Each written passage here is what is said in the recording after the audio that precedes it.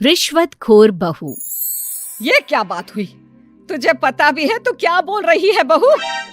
एकदम सही बोल रही हूँ। अगर आपको मुझसे अपनी इन ऐंठन भरे घुटनों की मालिश करानी है तो मुझे वो देना पड़ेगा जो मैं मांग रही हूँ। एक हाथ दो और दूसरे हाथ लो, सिंपल। बहू हूँ, इसका मतलब ये नहीं कि नौकरानियों की तरह काम करूँ। ये है अमृता और उसकी सास रेखा।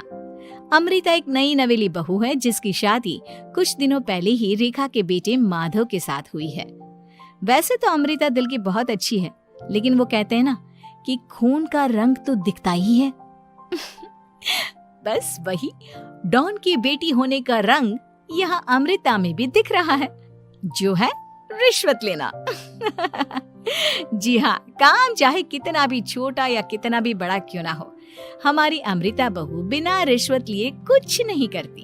चलिए देखते हैं आगे इनके साथ और क्या क्या होता है। रेखा और अमृता को लड़ते देख ससुर प्रेमचंद वहाँ आता है और कहता है, अरे क्या हुआ? काहे इतना तिल मिला रही हो रेखा? अरे कुछ बोलोगी भी या कानों में हड़ताल हो रखी है तुम दोनों के? देखिए ना पापा जी, माँ जी ने मुझे कहा कि मैं उनके घुटनों की मालिश कर दूं, लेकिन उसके बदले में माँ जी मुझे वो हीरो वाला पुश्तैनी हार देने से इनकार कर रही हैं। क्या? घुटनों की मालिश के लिए हीरो का पुश्तैनी हार कौन मांगता है बहू? पापा जी, आपको तो पता ही है ना, आपकी बहू कितनी सयानी है, हर कोई भी काम फ्री में नहीं करती। और अब शेखावत खानदान का आटा तो इतना भी गीला नहीं है कि अपनी बहू को हार ना दे पाए। क्यों माय डियर माँ जी? देखा आपने प्रेमचंद जी, ये अब मुझसे पुश्तैनी हार मांग रही है, कल को पूरा घर मांग लेगी। अरे जा जा, मैं खुद कर लूंगी अपनी मालिश। ठीक है, मुझे क्या। एंजॉय योर मालिश टाइम माँ जी। रात में जब पति महादेव दफ्तर से लौटकर घर आते हैं तभी कमरे में, अमू सुनो ना, मेरा वो लाल रंग का जो शर्ट है ना, वो धो दो ना प्लीज। एक्चुअली कल मेरी एक इम्पोर्टेंट इंटरनेशनल क्लाइंट के साथ मीटिंग है, बहुत बड़ी डील का ऑफर है, इसलिए मैं अपनी उस लकी शर्ट को पहनकर जाना चाहता हूँ।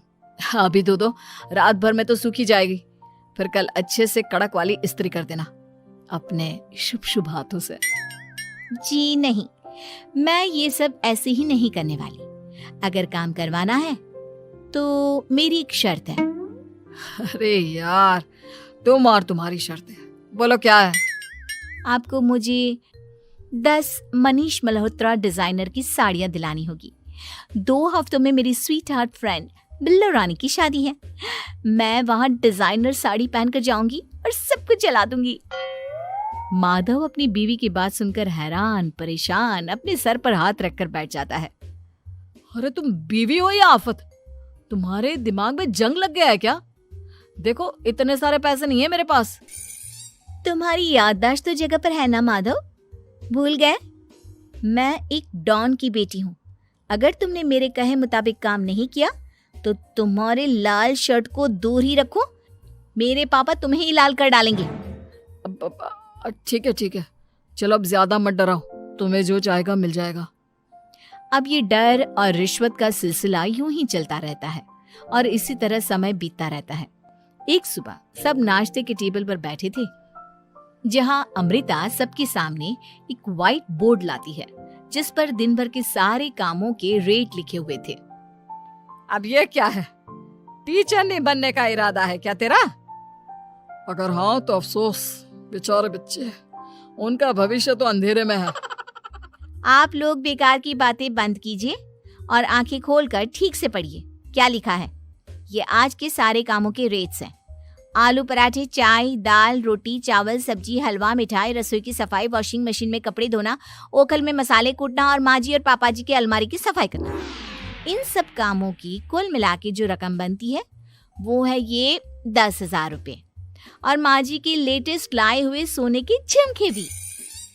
अमृता, तुम इंसान हो या हैवान? जरा तो दया करो हम पर। हे राम जी, उठा लो, अब ना देखा जाता ये सब। सच में पता नहीं कौन सा दिन था वो जब ये हमारे घर आई। महादेव, तेरे प्यार ने तो हमारा जीना दुश्वार कर दिया बेटा। दुनिया में बहुत रिश्वतखोर लोग देखे, लेकिन ऐसी रिश्वतखोर बहू पहली बार देख रहा हूँ जो अपने ही परिवार को लूटने में लगी है। बहू, तुझे पता है ना कि ऐसे रिश्वत मांगना गुनाह है। पापा जी, मैं कोई गुनाह नहीं कर रही हूँ। रिश्वत लेना बाहर की दुनिया में गुनाह है। मैं तो बस अपना हक मांगती हूँ। मेरी रिश्वत रिश्वत नहीं, मेरा शगुन है, नेग है। और वैसे भी मैं एक बहू हूँ, इसका मतलब ये नहीं कि मैं सब काम पूरी जिंदगी फ्री में करूँ, आपके चरणों को धोते बैठूं और 24 घंटे आपकी नॉन स्टॉप सेवा करती बैठूं। चलिए छोड़िए, नाश्ता और खाना चाहिए तो बोल दो जल्दी से, वरना मैं चली थिएटर। आज मेरे फेवरेट सलमान की पिक्चर रिलीज हुई है। इतना कहकर अमृता वहां से चली जाती है। इस बेवकूफ का जल्दी कुछ करना पड़ेगा। कुछ दिनों बाद घर में पूजा रखी थी और पूजा में 11 पंडितों का खाना बनाने के लिए कहा जाता है, वो भी नई बहू के हाथों से। देखो अमृता बहू, आज घर में पूजा है, 11 पंडितों को खाना खिलाना है। 56 भोग बना पाओगी? उन्होंने कहा है कि नई बहू के हाथों का खाना ही होना चाहिए, नहीं तो मैं रेखा को ही बोल देता हूँ। ओ कम ऑन पापा जी, खाना तो मैंने फ्री फंड में अपने घर में भी कभी ना बनाया, तो अब आपको क्या लगा कि पूजा का नाम लेकर आप मुझे अपनी झांसी में फंसा लोगे? अरे कल मुही, बस अब बस, पहले सुन भी ले क्या कह रहे हैं हम। तुम्हें जितने पैसे चाहिए, जितने तोहफे चाहिए, सब ले लेना, बस पूजा पाठ में कोई बाधा नहीं आनी चाहिए। ओहो, ये हुई ना समझदारी वाली बात। ठीक है, अब आप लोग निश्चिंत रहिए, मैं ऐसा खाना बनाऊंगी कि उन 11 पंडितों की 11 पुश्तें भी मेरे खाने के स्वाद को याद रखेंगी। अमृता पंडितों के लिए खाना पकाती है और पूजा संपन्न होने के बाद उन्हें केले के पत्तों पर खाना परोसती भी है, जिस पर खाने का पहला निवाला खाते ही वो क्या भोजन है। हम इतनी जगहों पर जाते हैं, लेकिन इतना अच्छा स्वाद तो काफी मुश्किल से चखने मिलता है।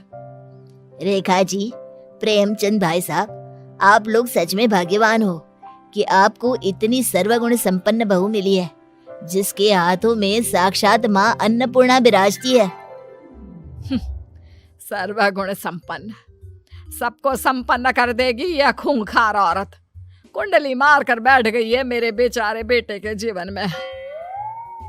एक मिनट, अरे ये बात मेरे इस बूढ़े दिमाग में पहले कैसे नहीं आई?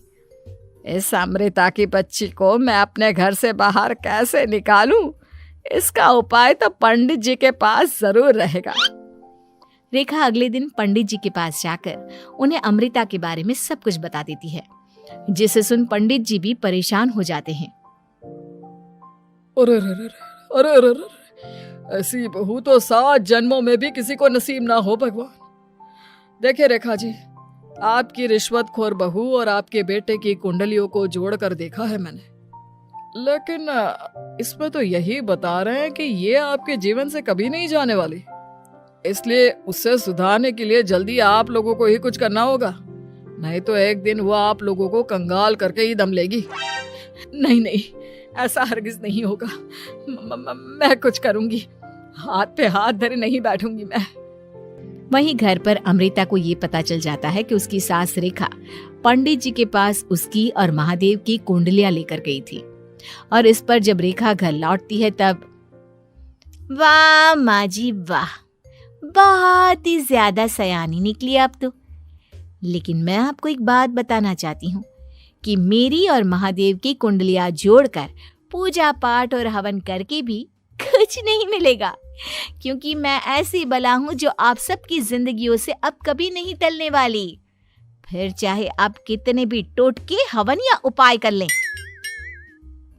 तो खुद को समझती क्या है रे बदतमीज, तुझसे बात करना तो दूर, मुझे तो तेरी शक्ल देखना भी नहीं पसंद। अब सास बहू के बीच एक अनकहा सा युद्ध छिड़ जाता है। दिन बीतने लगते हैं, लेकिन एक दिन अचानक रेखा की तबीयत हद से ज्यादा खराब हो जाती है और उसे सांस लेने में भी काफी दिक्कत और परेशानी महसूस होती है। जब उसे डॉक्टर के पास ले जाया जाता है तब डॉक्टर चेकअप करके कहते हैं, देखिए, मैंने सारे टेस्ट करके देख लिए हैं और रिपोर्ट्स को क्रॉस चेक करके ये पता चला है कि रेखा जी को गंभीर दिल की बीमारी है। उनके फेफड़ों में भी काफी सूजन आ गई है। उनका जल्द से जल्द ऑपरेशन करना होगा, वरना आई एम सॉरी टू से उन्हें बचाना मुश्किल हो जाएगा। ये खबर सुनकर प्रेमचंद और माधव दोनों हक्का बक्का रह जाते हैं। लेकिन डॉक्टर साहब, कितने पैसे लगेंगे ऑपरेशन के लिए? और उसके बाद रेखा पूरी तरह ठीक तो हो जाएगी ना? जी हाँ, इस ऑपरेशन के बाद वो बिल्कुल ठीक हो जाएंगे, लेकिन वो तभी हो सकता है जब ऑपरेशन टाइम से हो पाएगा। और रही बात ऑपरेशन के खर्चे की, तो उसमें तकरीबन 6 से 7 लाख रुपए तक लग सकते हैं। जहां एक तरह सब रेखा की तबीयत और ऑपरेशन को लेकर परेशान होते हैं, वहीं घर पर रेखा को बिस्तर पर देखकर भी अमृता के अंदर जरा भी दया नहीं आती। ओ माँ जी, ये अपना फालतू का मेलोड्रामा बंद कीजिए ना आप। मुझे पता है आपको मुझे रिश्वत नहीं देनी है और घर के सारे काम मुझसे मुफ्त में करवाने हैं, इसीलिए आप ये सब कर रही हो ना। सीरियसली अमृता, ऐसे हालात में तुम ऐसी बातें कैसे कर सकती हो? हम यहाँ परेशान हैं कि ऑपरेशन कैसे कराएंगे, बैंक में इतने पैसे भी नहीं है, और तुम माँ को ताने सुना रही हो। अरे अमृता बहू, मैं भला ढोंग क्यों करूंगी? हम 6 से 7 लाख का बंदोबस्त कैसे करेंगे? करेंगे पापा, कैसे भी करेंगे। अमृता, अगर कभी भी जिंदगी में तुमने मुझसे सच्चा प्यार किया है, एक पल के लिए भी सही, तो तुम्हें आज इस परिवार, इस घर की नींव, मेरी माँ को बचाना होगा। हमने अपना सब कुछ तुम्हें दे दिया है, अब तुम्हारी बारी है अपने किए का हिसाब चुकाने की। मुझे पता है तुम्हारे अंदर भी दिल है।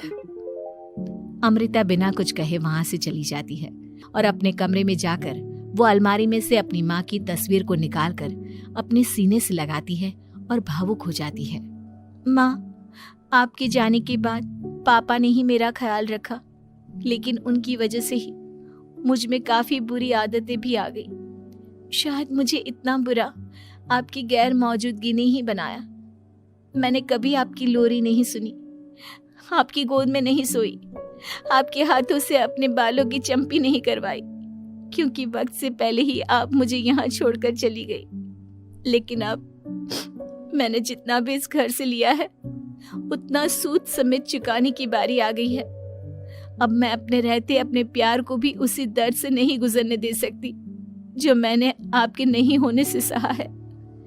अमृता तुरंत ही अपने सारे पैसे और गहने माधव को लौटा देती है और रेखा का ऑपरेशन किया जाता है। रेखा ठीक हो जाती है और जब घर आती है तब अमृता दरवाजे पर आरती की थाली लिए खड़ी होती है। वेलकम होम माँ जी, आई मिस्ड यू। पता है कितने दिनों से किसी के भी साथ लड़ाई नहीं की थी मैंने, और ना ही किसी से रिश्वत मिली मुझे। क्या? हमें तो लगा था कि तेरी अकल ठिकाने आ गई है, लेकिन तू तो अभी भी जैसी की तैसी ही है। माँ जी, पूरी बात तो सुनिए। हाँ, ये सच है कि मैं रिश्वत लिए बिना नहीं रह सकती लेकिन अब ना मेरी रिश्वत बदल गई है। अब मुझे हर काम के बदले झप्पी, अपनापन, प्यार और अपनी इस माँ का दुलार चाहिए। ये सब तो हम तुझे भर भर के दे सकते हैं बेटा। पूरा घर एक साथ अमृता को जोर की झप्पी देता है और सब हंसते मुस्कुराते घर के अंदर चले जाते हैं।